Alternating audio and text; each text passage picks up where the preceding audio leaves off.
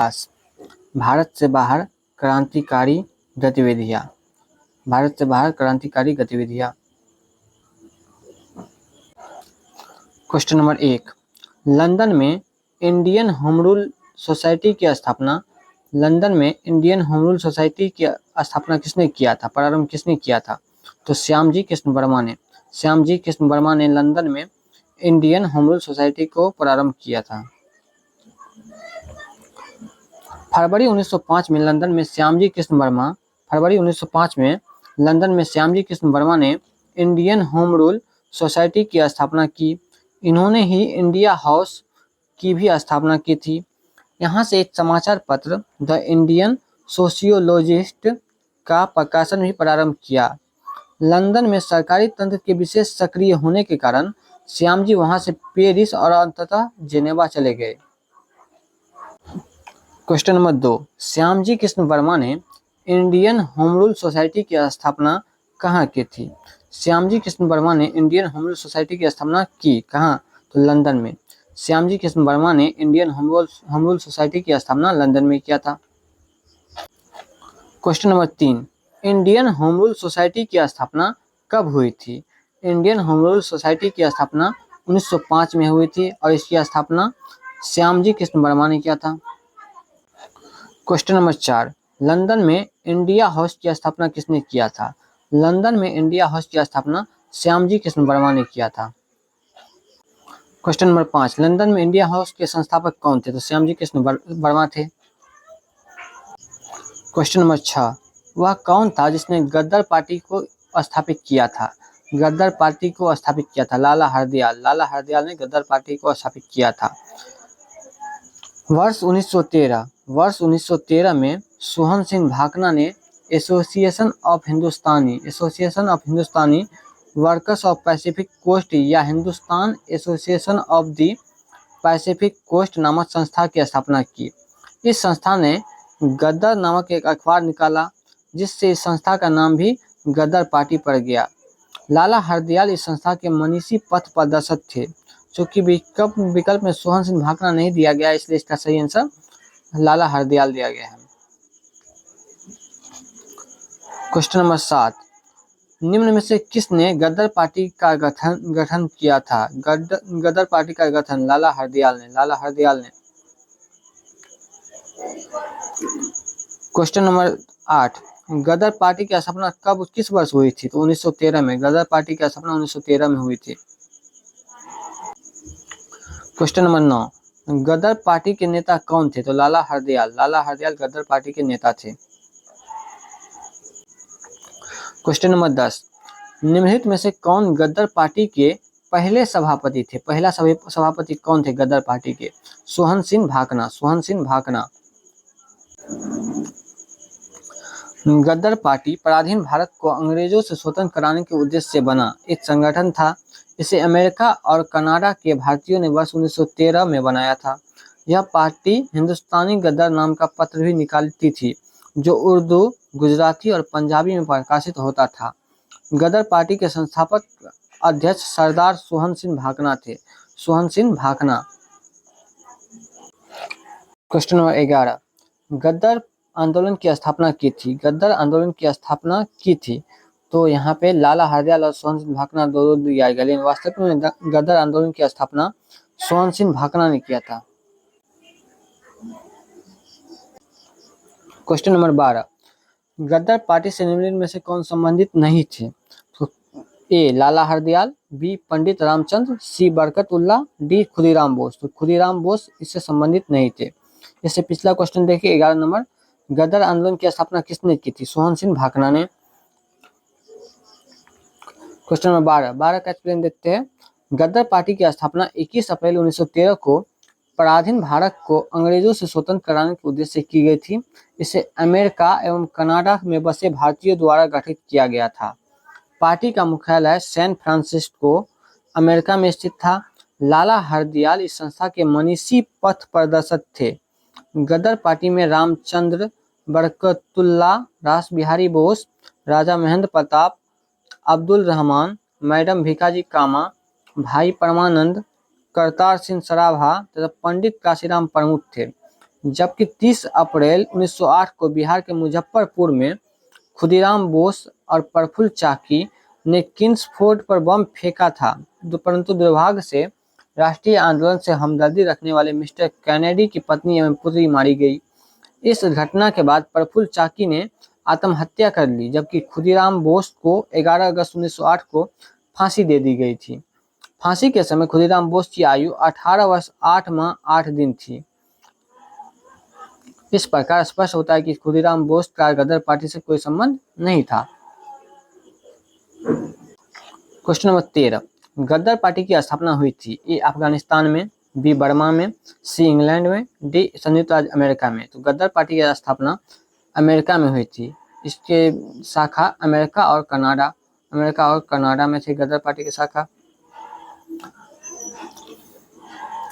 Question number 14, निम्नलिखित में से किस देश में गदर पार्टी की स्थापना हुई थी? गदर पार्टी की स्थापना यूएसए यानी कि अमेरिका में हुई थी। क्वेश्चन नंबर 15, गदर क्या था? ए भारतीयों का एक क्रांतिकारी संघ जिसका प्रधान कार्यालय सैन फ्रांसिस्को में था। बी एक राष्ट्रवादी संगठन जो सिंगापुर से संचालित होता था। गलत, सिंगापुर से नहीं, अमेरिका से। सी एक उग्रवादी संगठन जिसका प्रधान कार्यालय बर्लिन में था। बर्लिन में नहीं था, अमेरिका में था और सैन फ्रांसिस्को में। ऑप्शन डी भारत की स्वतंत्रता के लिए एक कम्युनिस्ट आंदोलन जिसका प्रधान कार्यालय ताशकंद। बिल्कुल गलत। तो इसका सही आंसर होगा ऑप्शन ए भारतीयों का एक क्रांतिकारी संघ जिसका प्रधान कार्यालय सैन फ्रांसिस्को में था। सैन फ्रांसिस्को में था। गदर का कार्यालय सैन फ्रांसिस्को में था। क्वेश्चन नंबर 16, गदर पार्टी का मुख्यालय था सैन फ्रांसिस्को में। सैन फ्रांसिस्को में। क्वेश्चन नंबर 17, प्रथम विश्व युद्ध के दौरान सक्रिय होने वाले गदर क्रांतिकारी का आधार स्थल था। गदर क्रांतिकारी का आधार स्थल कहाँ था? तो पश्चिमी अमेरिका। पश्चिमी अमेरिका। प्रथम विश्व युद्ध के दौरान सक्रिय होने वाले गदर क्रांतिकारियों का आधार स्थल उत्तरी अमेरिका का मुख्य देश संयुक्त राज्य अमेरिका का सैन फ्रांसिस्को नगर था। सैन फ्रांसिस्को संयुक्त राज्य अमेरिका के पश्चिमी भाग में स्थित है। यदि अमेरिका का अर्थ संयुक्त राज्य अमेरिका से लगाया जाए तो सही उत्तर विकल्प सी होगा, किंतु यदि अमेरिका का अर्थ अमेरिका महाद्वीप से लगाया जाए तो सही उत्तर बी होगा। सामान्य तौर पर अमेरिका महाद्वीप को 3 उपभागों में उत्तरी अमेरिका, मध्य अमेरिका और दक्षिणी अमेरिका में विभाजित किया गया है। इसलिए इसका सही आंसर ऑप्शन नंबर सी पश्चिमी अमेरिका होगा। प्रथम विश्व युद्ध के दौरान सक्रिय होने वाले गदर क्रांतिकारियों का आधार स्थल पश्चिमी अमेरिका था। क्वेश्चन नंबर 18, गदर क्रांति छिड़ने का सबसे महत्वपूर्ण कारण क्या था? गदर क्रांति छिड़ने का सबसे महत्वपूर्ण कारण क्या था? प्रथम महायुद्ध का शुरू होना। इसका एक्सप्लेनेशन देते हैं। स्वदेशी आंदोलन के निष्क्रिय होने से भारतीय राष्ट्रवाद के प्रहरी भी निष्क्रिय हो गए थे। वर्ष 1914 में अचानक छिड़े प्रथम विश्व युद्ध ने भारतीय राष्ट्रीयता के प्रहरियों को झकझोरा, उन्हें उद्वेलित किया। उस समय यह धारणा प्रचलित थी कि ब्रिटेन पर किसी भी तरह का संकट भारत के हित में है, उनके लिए एक मौका है। ब्रिटेन पर किसी भी तरह का संकट भारत के हित में है, उनके लिए एक मौका है। इस मौके का कई जगहों पर कई तरह से फायदा उठाया गया। उत्तरी अमेरिका में गदर क्रांतिकारियों और भारत में लोकमान्य तिलक, एनी बेसेंट एवं स्वदेशी संगठनों ने इस मौके का लाभ उठाया। गदर क्रांतिकारियों ने सशस्त्र संघर्ष के माध्यम से अंग्रेजी हुकूमत को उखाड़ फेंकने का प्रयास किया। क्वेश्चन नंबर 19, निम्नलिखित में से कौन व्यक्ति था जिसने विदेश में गणतंत्रात्मक सरकार की स्थापना की? तो महेंद्र प्रताप ने विदेश में गणतंत्रात्मक सरकार की स्थापना की। महेंद्र प्रताप ने। राजा महेंद्र प्रताप ने अपने सहयोगियों बरकतुल्लाह के साथ प्रथम विश्व युद्ध के दौरान वर्ष 1915 में काबुल में भारत की प्रथम अस्थायी सरकार का गठन किया था। इसमें राजा महेंद्र प्रताप स्वयं राष्ट्रपति तथा बरकतुल्लाह प्रधानमंत्री थे। इसे जर्मनी तथा रूस ने मान्यता भी दी थी। क्वेश्चन नंबर 20, प्रथम महायुद्ध के दौरान कहाँ पर भारत की अंतिम अनंतिम सरकार बनी थी जिसके प्रेसिडेंट राजा महेंद्र प्रताप थे? तो अफगानिस्तान के काबुल में जिसके राजा महेंद्र प्रताप थे और प्रधानमंत्री बरकतुल्ला थे। क्वेश्चन नंबर 22, कौन भारतीय क्रांति की माँ कहलाती है? भारतीय क्रांति की माँ मैडम भीकाजी रुस्तम कामा। मैडम भीकाजी रुस्तम कामा भारतीय क्रांति की माँ कहलाती है। भीकाजी रुस्तम कामा क्रांतिकारी राष्ट्रवाद की समर्थक थी। उन्होंने यूरोप एवं अमेरिका से क्रांति का संचालन किया।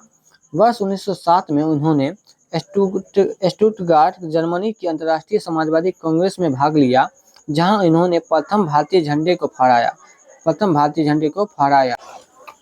इसी सम्मेलन में इन्होंने अपनी पूरी शक्ति के साथ स्वतंत्रता के लिए संघर्ष करने के संकल्प की घोषणा की। ये 30 वर्षों तक पेरिस में भारत की स्वतंत्रता के लिए काम करती रही। वर्ष 1936 में 75 वर्ष की अवस्था में बंबई लौटकर आई और उसी वर्ष उनका देहांत हो गया। वह भारतीय क्रांति की माँ के नाम रूप में विख्यात है। क्वेश्चन नंबर 23, मैडम भीकाजी कामा से संबंधित निम्नलिखित कथनों पर विचार कीजिए।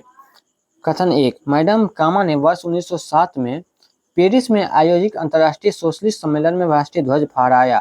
तभी हम देखें कि मैडम भीकाजी कामा ने स्टुटगार्ट जर्मनी के अंतर्राष्ट्रीय समाजवादी कांग्रेस में भाग लिया था, जहां इसने भारतीय झंडे को फहराया था। तो कथन 1 गलत है। 2, मैडम कामा दादा भाई नौरोजी की निजी सचिव रही। बिल्कुल सही। ऑप्शन 3, मैडम कामा के माता पिता पारसी थे। बिल्कुल सही। तो इसका सही आंसर होगा 2 और 3। मैडम कामा का जन्म 24 सितंबर 1861 को हुआ था। उनके माता पिता पारसी थे। सोराबजी फरोमजी पटेल उनके पिता थे। उनका विवाह रुस्तम के.आर. कामा से हुआ, जो वकील और सामाजिक कार्यकर्ता थे। मैडम कामा ने राष्ट्रीय आंदोलन के महान अग्रणी भारतीय नेता दादा भाई नौरोजी की निजी सचिव के रूप में सेवा की। बाद में वे कुछ देशभक्त विद्यार्थियों एवं यूरोपियन बौद्धिक लोगों के संपर्क में आकर स्वतंत्रता आंदोलन से जुड़ गई। वह भारतीय क्रांति की मां के रूप में विख्यात है। 22 अगस्त 1907 को जर्मनी के स्टुटगार्ट में आयोजित अंतर्राष्ट्रीय सोशलिस्ट सम्मेलन में उन्होंने भारतीय स्वाधीनता का झंडा सर्वप्रथम फहराया। यहाँ फहराया गया यह झंडा कलकत्ता झंडे का परिवर्तित रूप था। अतः प्रथम कथन गलत है, क्योंकि सोशलिस्ट सम्मेलन जर्मनी में आयोजित हुआ था, न कि पेरिस में। क्वेश्चन नंबर 24, भारतीय क्रांति की जननी किसे कहा जाता है? भारतीय क्रांति की जननी किसे कहा जाता है? तो मैडम भीकाजी रुस्तम कामा को भारतीय क्रांति की जननी कहा जाता है। क्वेश्चन नंबर 25, निम्नलिखित में से किस महिला ने क्वेश्चन नंबर 25, निम्नलिखित में से किस महिला ने भारतीय तिरंगा सबसे पहले फहराया था? निम्नलिखित में से किस महिला ने भारतीय तिरंगा सबसे पहले फहराया था? तो भीकाजी कामा ने 1907 में जर्मनी के स्टुटगार्ट में सबसे पहले भारतीय तिरंगा फहराया था। क्वेश्चन नंबर 26, मैडम कामा ने 1907 में प्रथम तिरंगा ध्वज कहाँ फहराया था? तो जर्मनी के स्टुटगार्ट में।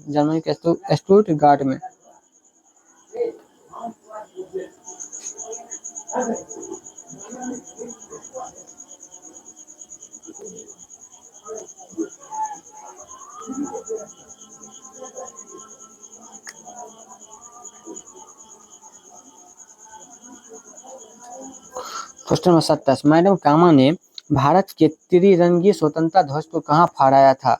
तो जर्मनी के स्टुटगार्ट में मैडम कामा ने त्रिरंगी स्वतंत्रता ध्वज को फहराया था।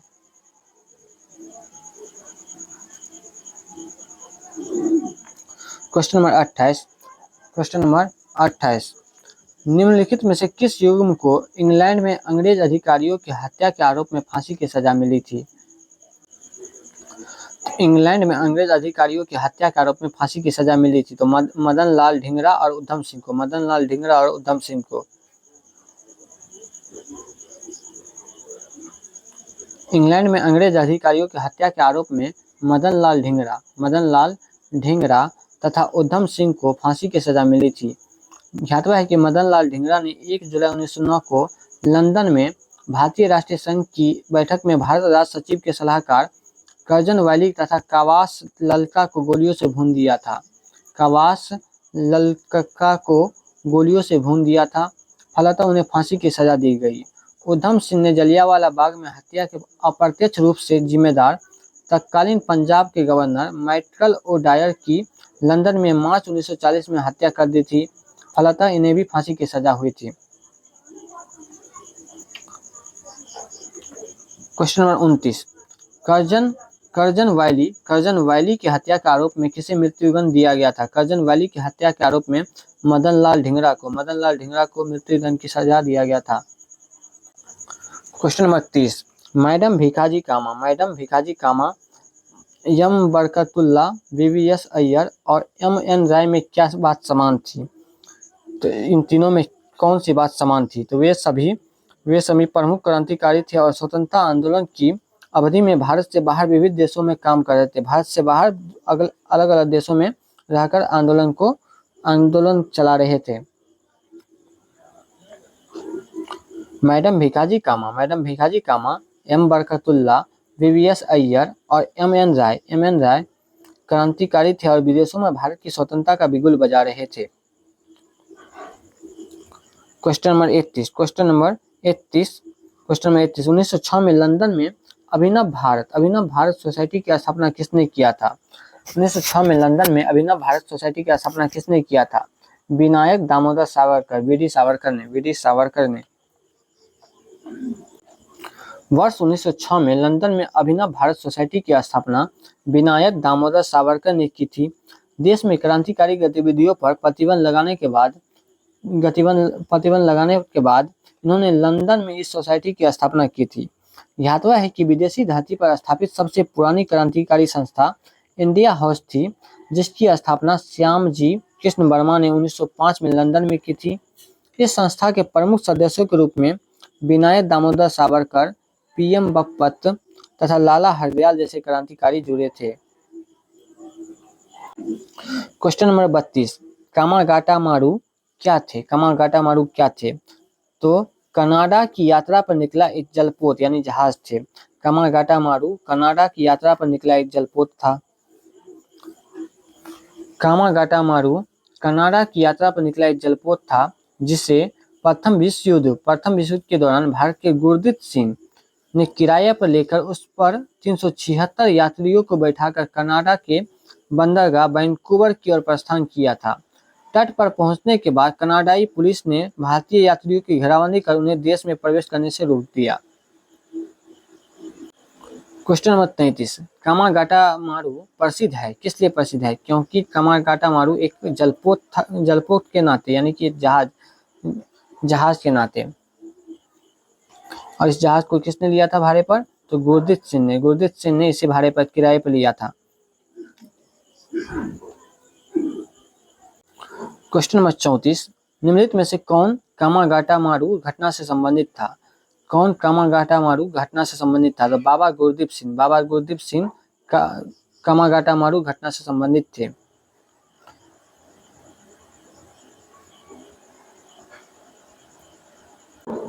क्वेश्चन नंबर 35, कामागाटा मारू क्या था? ए औद्योगिक केंद्र, बी एक बंदरगाह,